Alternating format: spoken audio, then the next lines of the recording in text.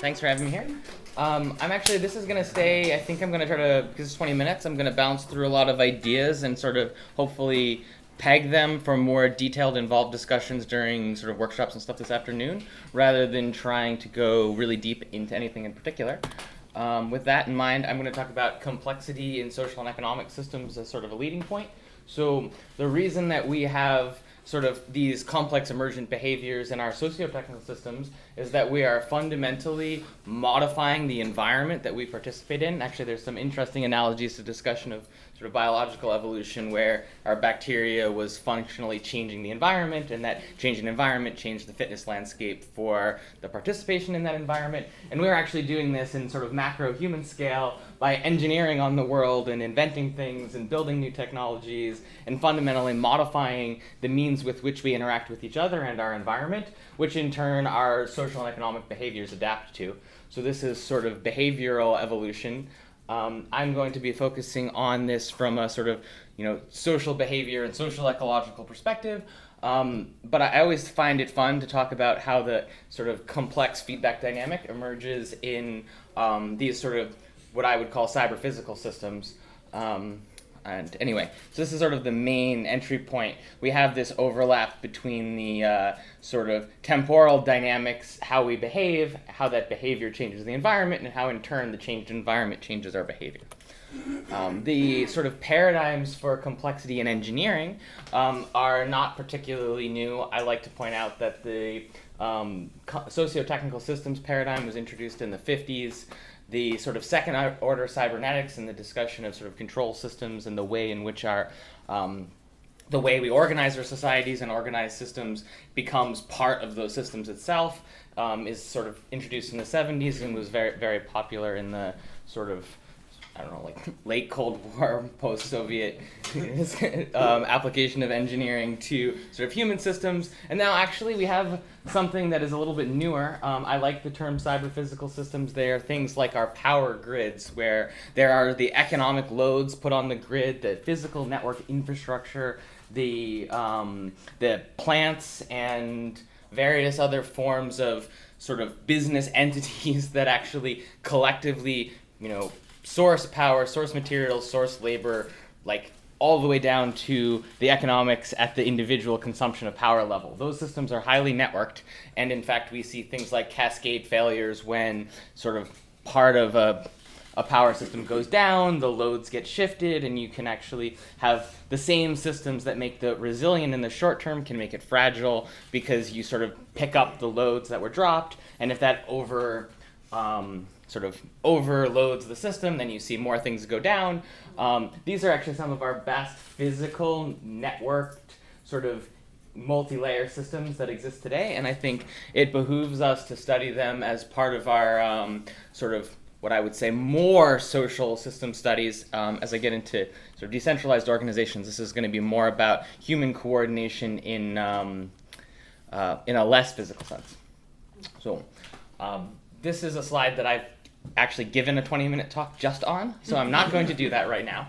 But I am going to highlight the fact that there's sort of a partition here across silos and across what I'm going to call it scale here. I don't know if that's the right word, at least in this context. But our silos here are areas of expertise or sort of places where you can have understanding of the mechanistics, the dynamics or behaviors in a social context and economic context. Here, technology is here generally information technology, and physical is the sort of more, the environment or the physical environment that you're interacting with. And there are lots of cases where we look at one or two of these things together, but when in our increasingly interconnected systems, it's very difficult to fraction them apart from each other and still have a coherent view of what I'll call a generalized ecology. Like if this is a social and economic ecology, then the environment is defined by technology and the physical environment.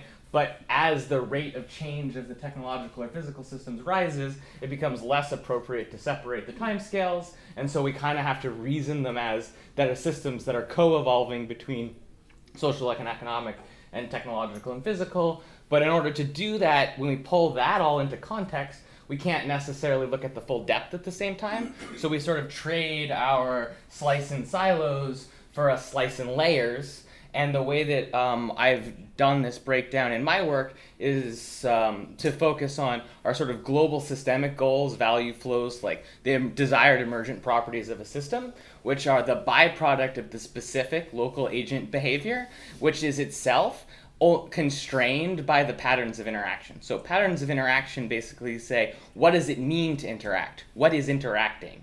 That's different from what interactions actually occur, which is different from which sort of global properties emerge as a result of those interactions. So this is still quite sort of evolutionary dynamics like. And as we get down into this trusted computation and durable data, now we're talking about the way in which sort of novel information technologies are allowing us to sort of program these environments, because we have cryptographically guaranteed execution of code. This is a bit like writing your own rules of a mini universe. You're saying you are allowed to do this and not that, and if you attempt to do something that the system doesn't allow, it just doesn't happen. Unlike our traditional economic systems where basically you do anything that you get away with, you pre-prescribe what you can and cannot do in these environments, and an attempt to violate those sort of coded natural laws breaks. But what's really tricky about this is that you don't really do this at a very human intuitive level. To make it work well, you're generally working in very abstract spaces. You're defining, you're defining the very notion of what is possible at an abstract level, and it backs up to the fact that you have durable, the last layer is what I call durable data or trustworthy state information, which means that these computations can be state dependent, which is what gives them real world like properties. If you just have trusted computation, but computation isn't able to write or read a trustworthy state, then you don't get the capacity to sort of embed state-dependent dynamics, to internalize externalities. Like, you want things to have the same property of the physical world. If I want to move the state of the system, I need to expend some energy or expend some resource, or I can't simply arbitrage an environment. I have to actually pay the price of moving it, and therefore I only change the system insofar as I really, the cost is worth it. And so there's this Pareto response that says, yeah, okay, I wanted to move the system, but I don't want to move it ad infinitum, because moving the system costs me energy, and as long as my capacity is finite, I can't diverge the system. And so if we want to talk a lot more math later during breakouts, I'm happy to do it. This is a conceptual framework for being able to go basically to create sort of programmable environments where you actually have reasonable predictability of emergent properties, but the point here is that emergent properties are not defined as equilibrium in the sense of exactly this will happen. Rather, they're quite the opposite. They live in much higher orders. Like, if the system can be changed according to a certain set of rules, that means it has a set of reachable spaces, and you're actually just restricting those reachable spaces. And that means that you have some underlying universal properties that can be thought of as some Lyapunov function in a high-dimensional space over a part of the space maps to zero or stays within a ball around a set, because moving out of that set is costly and that the system is sort of attracted back into that set. But this isn't a statement about the state. You would the first order state. This is often a statement about the second or even the third derivative. It's constraining how much the system can move away from a subspace in a highly expanded view of the world. So the last conversation has me really wanting to go into math, but I'm not going to do it. I'm going to talk a little bit more about the technology, because one of the reasons I came here today was to try to give this community more knowledge about what this technology stack can do, starting from the sort of low-level sort of rules that define networks, decentralized networks, and configurations through which peers interact at the computational level. You can form peer-to-peer networks, which are essentially communication and computation networks, where each peer is essentially provably following the rules of the protocol, and their behaviors are not controlled, just the rules about what valid behavior is. And the byproduct of that low-level technology is to enable sets of higher level interaction patterns, which are sort of, if this is computation and communication network, this is sort of social and economic behavior, where what one can do agent to agent here is a property of what this peer-to-peer network exposes. So, this gives you the rules of this world and enforces them, and thus individual interactions are, hey, whatever follows the rules, but then collectively those fit into these larger sort of networks of interacting activity, sort of ecologies of behavior, which actually result in emergent properties. And from a design perspective, you have to basically make claims about what you want, what you're trying to achieve up here, work backwards through this conceptual stack towards what I can actually build, and roll back up to defining these things and essentially enabling it and measuring the extent to which you're achieving your desired properties. We generally approach this using a sort of formal scientific and engineering process, which mixes basically three kinds of science, right? We have analytical. Most of the system design is Lyapunov theory. A lot of it, because I run a private research company, is part of projects, so I'm working on writing some papers and some tutorials when time's available. But the core sort of high-dimensional representations of systems in abstract mathematical spaces allows you to do computer-aided design, essentially run simulations of those systems and refine your understanding of those systems, and then ultimately implementing things, observing real data, which creates a sort of standard scientific feedback loop. But we're trying to basically understand the implications of our decisions about social and economic rules. One of the probably most important points that I make ever is that whenever you're doing this, you are making subjective choices about objective measures. There isn't an objective fitness in this sense. Like, people like to reason as if there is one, and more often than not, you have to pick one to reason, and then you have to back out and sensitivity test and understand what is the implication of making that assumption. Because you don't get to say, well, this is the social utility of the system. Like, even if you go into social choice theory, like, there's a million ideas and none of them are inherently right, and often they even conflict with each other. So you have to basically say, I've systematized this social and economic coevolutionary system, and at various points in the process, I have made subjective choices of objective measures. And so one of the most important parts about being a designer of these kinds of systems is to actually be explicit every time you do this and find ways to A/B test or sensitivity test those assumptions. So sensitivity test when you parameterize things, A/B test with alternative metrics, and repeat the same experiments computationally when possible with different measures and see how robust the results that you've gotten. So something might, have nice dynamics and converge to an equilibrium under some, and here I mean equilibrium in the sense that there's a low-dimensional attractive subspace, not that the whole system somehow converges to something static. Whether or not those spaces, the behavior patterns, the sort of ultimate emergent non-equilibrium dynamics that have some properties actually are desirable is also subjective. So it's a really weird place to be because you're sort of forced to simultaneously objectify, but to do it well, you can't actually trust your own objectifications. So I'm going to talk a little bit about decentralization and organizations because I think these terms semantically cause a lot of challenges. And in order to actually make any meaningful progress on any project, you have to sort of get on the same page. So I define organizations in terms of networks and just simply say that you have, it can be multi-scale, but for simplicity, we'll talk about a network of individuals. A network of individuals is basically going to say, well, I have some form of interaction with another party, and I have this interconnected web of labor, activity, exchange, trade, whatever, and my organization can be defined as essentially a network of individuals. Now, I, for the most part, am dealing with sort of open social and economic environments, so an organization might be a community in the sense that we know each other or have people in common, or it might be something more formal like a corporation or a community that you join or have to get permission to join. In order to keep something formal and abstract, we're just basically defining them as networks over agents.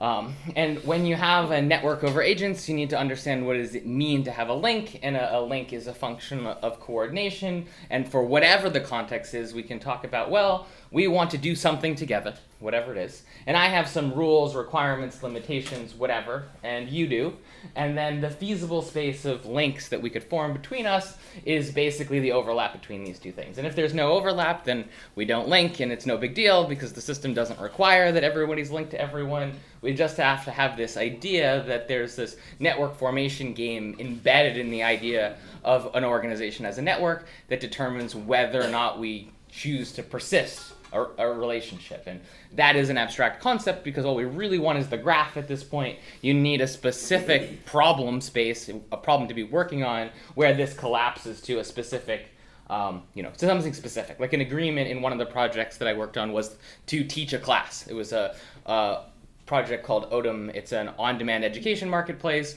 and the agreement pattern was a multi-party, someone offers to teach, like basically puts out a thing that says, I'll teach this class for this much money if so many people sign up, et cetera, et cetera. And, people can sign up, and once the sort of preconditions are met for an event, it's essentially locked in, and there are penalties for reneging and breaking the sort of collective contract. But that's a sort of a feasible agreement space followed by sort of events that transpire, and then ultimately, if the conditions are met, it's sort of determined to be sort of an agreement, and at which point reneging it has costs. But that's a specific example. The point is that you can construct sort of arbitrary coordination problems of the form.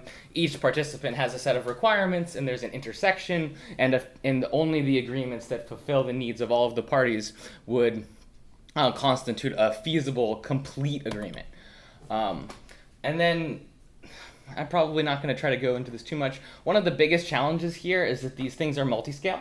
So you can't just flatten it always and look at one sort of community or one group. A lot of the times you have to examine the way multiple communities interact with each other. So it's like, the network itself is got a network implied by the sort of co-participation. And I use myself as an example, right? So individually, I am sort of motivated by impactful science and engineering research, but I also have a sort of a context as a member of a family where I expect some, physical health and emotional connection. I run a firm, I have a professional community, I'm part of a government and society, I care about this sort of world system and its sustainable health.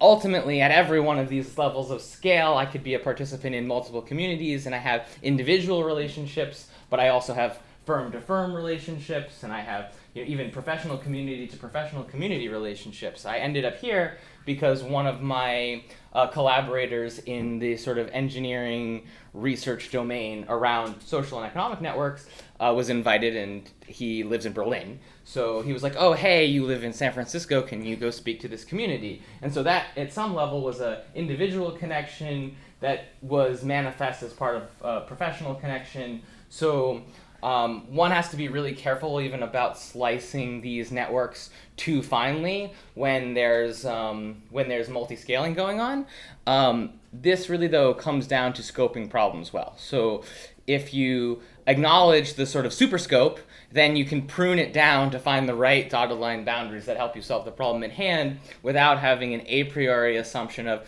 here's the template, you just model it like this. And I found that to be particularly... Then if I mention that, then this network become more like a field, don't they? Yeah. Like a school of fish. It's not a network. Depends on how you like to define your networks. In math, it's like... static, like you're driving the lines and structure. Fields is dynamic. Right, so networks can be dynamic, but the mathematical object isn't richer. It's like saying it's just a mathematical state object that contains essentially nodes and edges, and even it can have multiple classes of node, multiple classes of edges. The presence or absence of a node or edge can exit or leave over time. So I generally work with dynamical systems and optimal control frameworks, having come from a much more sort of robotic AI decision theory background. And so I basically assume everything is dynamic, state dependent, and stochastic. But that's when I get into my math. And then we start to collapse as much of that out as is appropriate, but you start with the assumption that basically things are a big honking mess, and then you try to figure out which things you can collapse out and retain good paradigm fit. You want the model that you're imposing to be as useful, as fit as well to the problem at hand as possible, but you actually start with something obnoxiously general and abstract, and you collapse it onto the problem at hand rather than sort of start with with a template and say, how do I fit my problem into the template I have? At least, and that's an element of process. For me, I find it to be pretty useful. There's actually an area map that I call it, I'm sure you're familiar with adaptive networks, where it's like dynamics on the network, and then also dynamics of the network topology itself changing over time. And so there's different layers of dynamicism kind of, and the math to explain it on a network. A couple more minutes? Yeah, sorry. And yeah, so that's like multi-scaling in time in addition to multi-scaling in space. So when you talk about the multi-layers of time scales, you have to deal with, much like we were discussing in the biological sense, you have environmental evolution, you have this network evolving, essentially what I would have called the ecology evolving, which is different even from the individual agents, strategies, or behaviors evolving. So the issue is that you can't always handle all of those things at the same time, so you need to figure out what things have separable time scales, what can I assume is constant because it's moving too slow, what can I assume is constant because it's so fast that it's at equilibrium, and then there's some temporal phase in the middle that you can actually focus on. But it depends on the question at hand. There's not an a priori absolute right scale. You kind of have to have this really big complex view of the world that's too messy to work with and then collapse it onto the problem at hand if you want to be able to sort of make meaningful progress. That's the experience that I've had. So I want to talk briefly about what decentralization is, because this term is also very, very loaded, especially in the technical space that I'm in right now.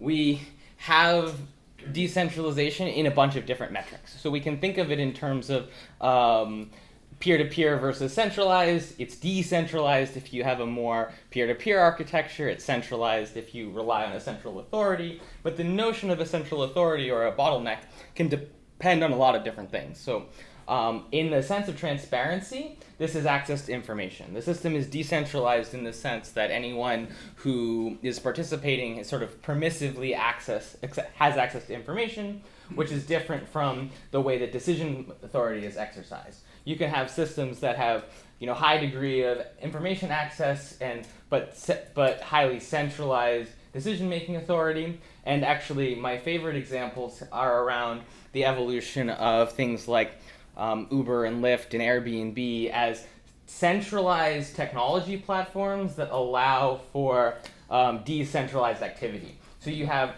open access to information at the level of who's available to, say, provide you a service. You have individual rights to make a decision to, say, go out and drive, and there's not a lot of intermediation, but there's still heavy intermediation at the technological level, and the blockchain community in particular is pushing to make this technological system more decentralized, but often they sort of conflate this with the decision-making authority decentralization, because even if you decentralize the technology, the social and political and economic behaviors can actually remain very centralized, even though they're ostensibly, structurally, the information access is available, the platform allows it to be decentralized, but the behavior is still very much like oligarchy. So you have to recognize the difference between something technologically decentralized and something where the actual emergent behavior is decentralized. Okay. Yes? Lightning round. Perfect place. Cool. So I won't show these examples from my work then. But later this afternoon. Yes.